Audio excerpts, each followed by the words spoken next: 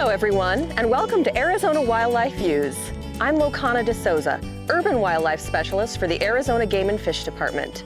Today, we take a look at efforts to bring back Mexican gray wolves from the brink of extinction as we celebrate 20 years since their first release back into their habitat in eastern Arizona. And later, it's so close by, we take it for granted. A trip to the cool, beautiful red rock country of Sedona.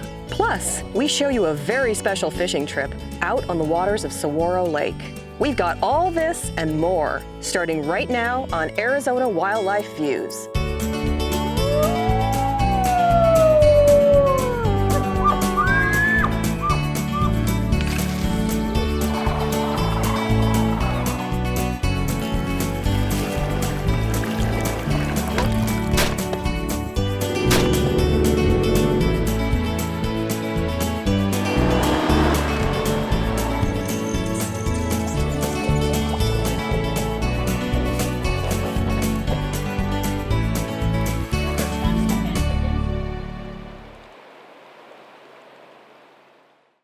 Arizona Wildlife Views is brought to you by the sale of hunting and fishing licenses and the Heritage Fund, lottery dollars working for wildlife. Some projects made possible by the Sport Fish and Wildlife Restoration Fund. Arizona Game and Fish has been helping the U.S. Fish and Wildlife Service with recovery of endangered Mexican wolves since 1998. Today, we commemorate and examine what's happened in the 20 years since this species was reintroduced back into the wild lands of eastern Arizona. 2018 is a milestone year for endangered Mexican wolves. 2018 is a big milestone. It marks the 20th year since our anniversary of releasing wolves to the wild in 1998. 20 years ago in Arizona's White Mountains, Secretary of the Interior Bruce Babbitt helped release Mexican wolves that were raised in captivity. 11 were released in March of 1998, and we released 2 more in that same year, so 13 total in 1998. It was a huge first step in a long, complicated process to bring Mexican wolves back from the brink of extinction. In the late 1800s and through much of the 20th century, there was a government-backed effort to exterminate wolves so ranchers could raise livestock without wolf-caused depredation. That changed in the 1970s with the Endangered Species Act. Wolves belong on the landscape, and we as stewards of the native wildlife in Arizona are working hard to bring them back. This is a wolf that's been started with an immobilization drug. For 2 decades, Arizona Game and Fish has been helping the U.S. Fish and Wildlife Service and its partners reestablish a wild population of Mexican wolves in eastern Arizona and western New Mexico. If we can catch them in any of this stuff, it's opening up to work them. So they're right here, so we've got the primitive boundary. Each year, they use helicopters to count and capture wolves.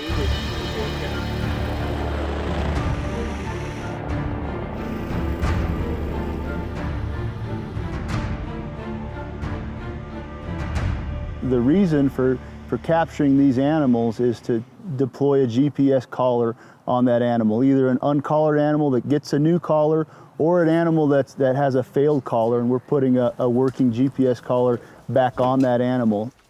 These satellite collars are the key to finding, managing, and monitoring wolves in the wild. At the end of 2017, the minimum count of wolves in Arizona and New Mexico in the wild is 114. No, not a big change from 2016, which was 113.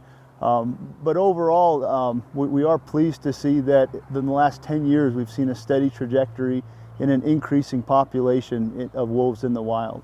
Success came slowly. In the early years, a lot more wolves were removed from the wild for preying on livestock or getting too comfortable near people. Those problem behaviors seem to be most common in captive-raised wolves that are habituated to humans. They come out with a certain naivete and they get into trouble. They get in a lot more trouble than a wild-born wolf that grows up wild in a litter. Today, none of the Mexican wolves in the wild was raised in captivity. Of all the wolves that are alive in the wild right now in Arizona and New Mexico, those wolves were either born in the wild and raised wild, or they were cross-fostered pups that were cross-fostered into wild wolf dens and then raised wild. So these are wild animals now that are in the population versus the adult animals that were released from captivity. Everyone grab a pup.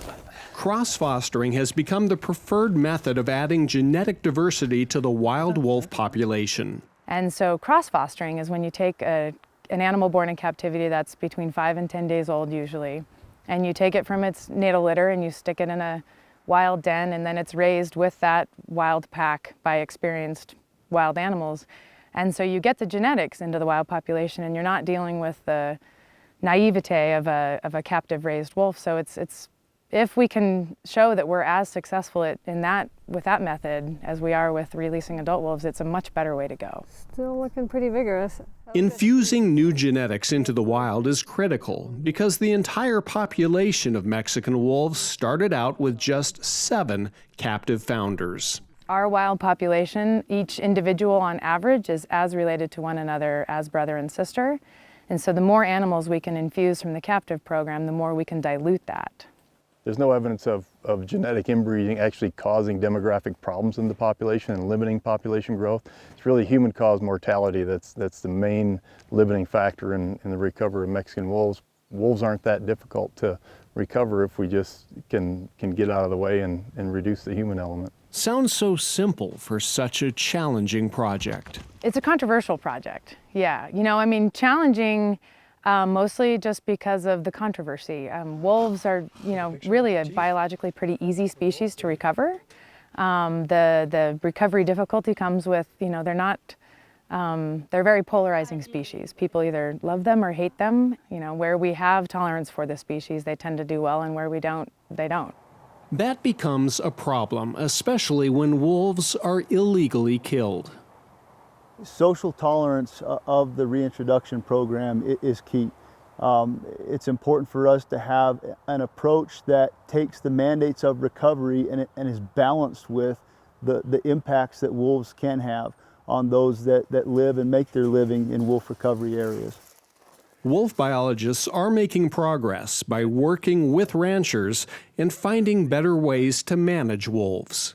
Different techniques in trying to reduce wolf-livestock conflicts, that's been a big change. A lot of different education and outreach. I would say that a lot of things are different, although progress is really dependent on wolves surviving and breeding in the wild, and that's kind of been the biggest success point for us. And finally, there's a recovery plan that now includes criteria for when Mexican wolves could be removed from the endangered species list. So we did finalize a new recovery plan at the end of 2017, the first revision of that 1982 recovery plan. There's been at least 3 attempts to revise that recovery plan into something that included measurable and objective recovery criteria, which is what the Endangered Species Act is all about. To be considered for delisting, the plan says the wild Mexican wolf population must average at least 320 wolves in the U.S. and 200 in Mexico over 8 consecutive years. I'm very optimistic about Mexican wolf recovery in the future. We've got a great team of people that have learned a lot about recovering Mexican wolves over the last 2 decades, and we've got what looks like a well-oiled machine and a population growth rate that really kind of spells success in the future.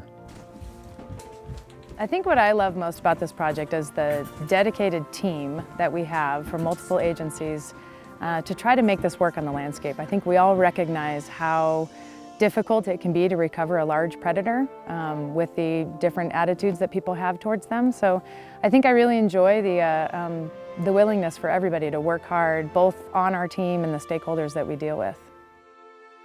To look at the last 20 years, we went from having no wolves on the landscape to now having a minimum of 114 wolves in the wild. So we have a wild population that is reproducing and has been increasing over the last 10 years on its own. That is encouraging and that's successful.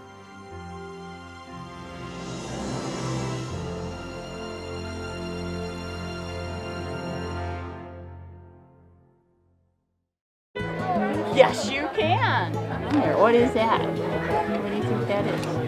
Is that To see at night, exactly. Do you know what that's called when you're outside at night? Aww, he's cute. Yes, he is, but he bites.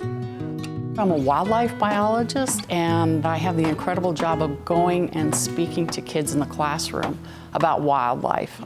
I think last year I put over 11,000 miles on the Suburban, going around to the different schools. So what I do is schedule several schools in one area. I base out of one area, and then I try and do as many schools as I can in that area. Sometimes 2 or 3 schools a day. And the program's about an hour. So if I have 2 or 3 different groups of kids, and then I have to go to another school and do the same thing. So I can get a little bit of a tired voice, but it's well worth it.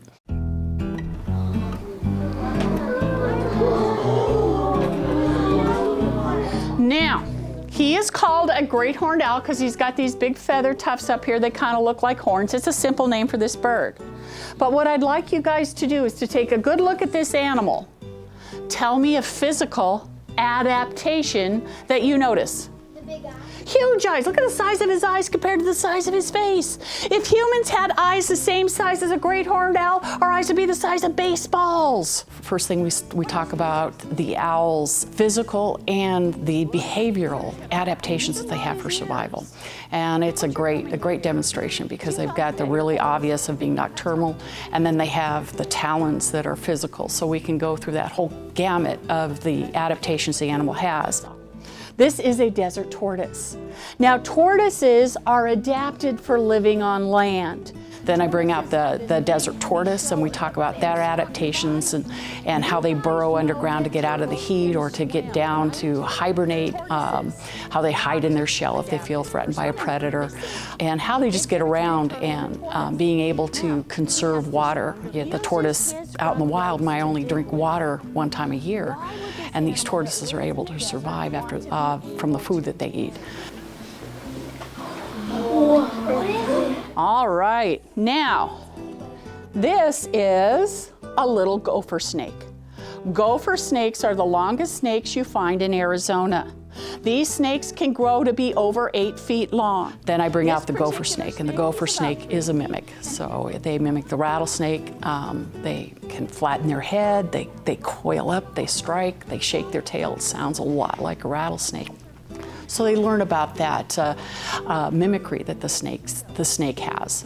And then we talk about other mimics that they can find in their neighborhood, like a stick bug or a little leaf bug, those kinds of things. So we do that, and then we talk about the symbiotic relationships, parasitism, commensalism, and mutualism. So we talk about those. And then at the end, they ask questions. That's always a kick. Yes? What does it mean you to be a biologist? Oh, it means learning about animals. I mean, I try and learn something new about an animal that I didn't know yesterday. That is always my goal, is to learn something new. That's why I love to do this, because I get to learn a lot of stuff. And it's always fascinating, because you guys always ask questions I can't answer. Then I have to go and have to research it to figure out what the answer is. Through the 4th grade program, which started in 2006, I've reached over 100,000 4th graders. Well over 100,000 4th graders. I average around 10,000 a year. This year we're scaled back just a little bit, so I'll probably only read about 8,000 or so. Yeah, so it's a lot of fun, and the kids at that age are just really curious, and they're very intelligent, ask wonderful questions. Last question. Oh dear, who hasn't asked a question? Go ahead. Why do giraffes have long necks? So that they can eat the food. Okay? They like to eat that food way up there. Did you guys know a giraffe has the same number of bones in their neck as us? Their bones just happen to be that big. Okay? So they need to get up there. It's so that they don't have to compete with other animals. They reach places except for elephants. Those are the only ones that can reach the same places a giraffe can. Gives them more food to eat. Good job, guys. What do we say? Thank you. You're very welcome. Good job. I get letters from the kids afterwards. A lot of times they'll write me letters, and I write back. I write a class letter and answer every question that the kids send in. So a lot of them say, "Oh, I want your job. I want to do that. I want to learn about wildlife. And I think that's so encouraging, because I've had kids come up to me that have already gone off to college. I've been doing the program so long that they're actually, yeah, thank you for inspiring me. And they've gone off and done stuff regarding biology or the environment, that kind of thing. It's really kind of cool to hear. And I see a lot of kids out at different venues, and they'll say, "Aren't you the gal with the owl?" And I ask them their school and ask them if they remember some of the stuff. They usually do. It's pretty cool.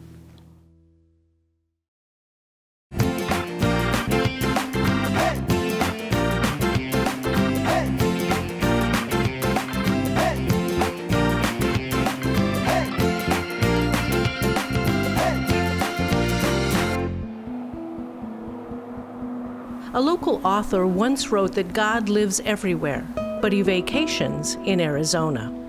Our guess is that he spends a lot of time in Sedona. It's easy to do a quick drive-by of Sedona. The towering red rocks stand in all their glory, views unobstructed, even from the windshield of your car. But to really appreciate this northern Arizona town, you've got to stop, get out of your car, and do a little creekside hiking. Two great places to do that are the Red Rock State Park and the Crescent Moon Ranch.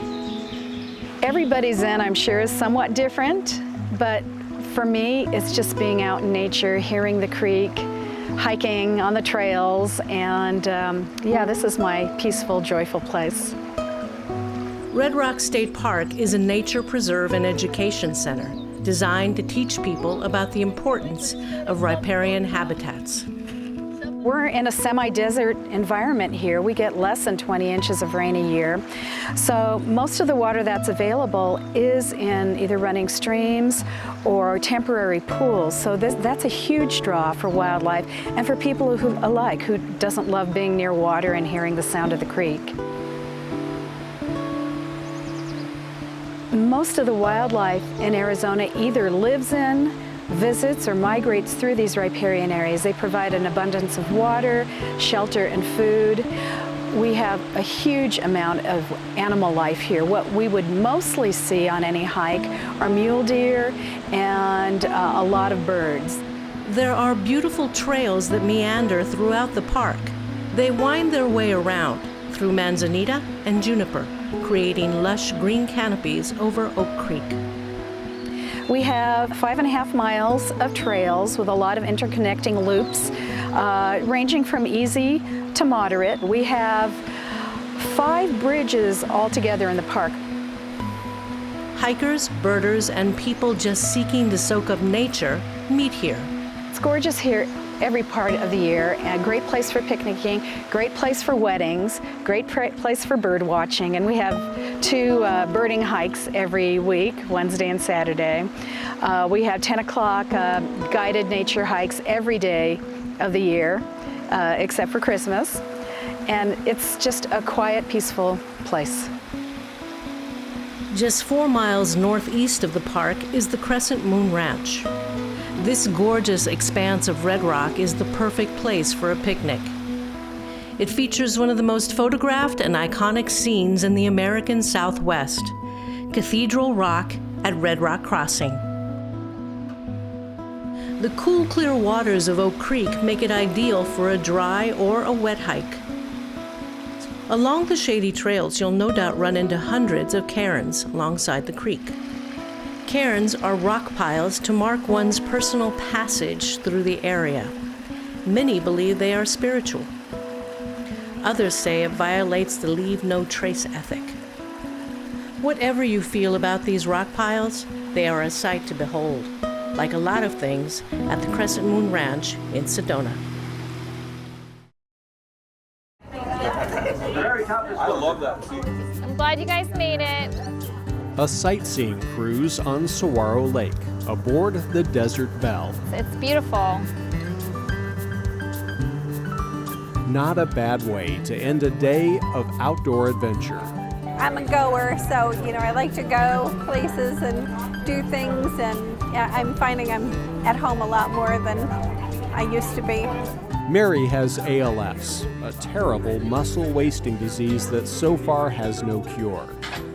She and 15 other people with ALS spent the morning fishing with their caregivers, family, and friends, Good courtesy job. of the Arizona chapter of the ALS Association and Arizona Game and Fish. I've always liked to fish, and I pretty much had given it up.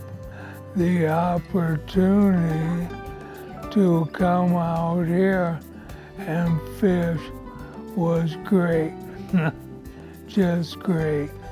So all you simply do is push that button and it reels in. Look at that! Adaptive fishing equipment made it possible. So every time Eugene makes a puff or puts a blow into there, there's a switch attached to the reel and it reels it back in. Hopefully fish back in. So then what we want to do is put that over the edge. These are three of my grandkids. For us with ALS, when there's no cure, this means a lot. There was excitement on his part. A lot of excitement. Happy to be out here. Every day is a blessing. The average life expectancy for people with ALS is about 3 years, but some patients live much longer. Days like these help them make the most of the time they have. This is great.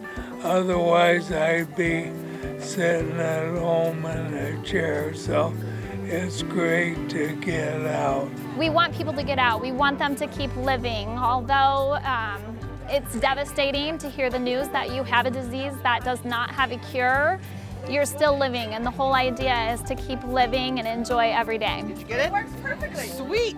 So to be able to provide that opportunity and have them enjoy being outside and getting to do something that they used to do, it was very special for me to be able to be a part of it today. Not one fish was caught, but that didn't seem to matter. This day wasn't about catching limits, it was about testing limits. Getting out, not giving in, and simply making memories. Instead of just living with ALS, you're living life. This is hope.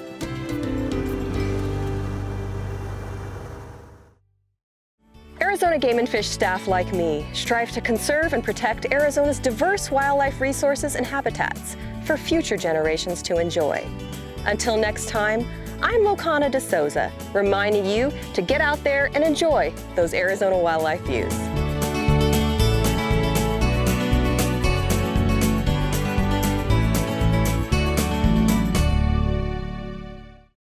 To subscribe to Arizona Wildlife Views magazine, which includes the Arizona Wildlife Views calendar, call 1-800-777-0015 or visit www.azgfd.gov/magazine.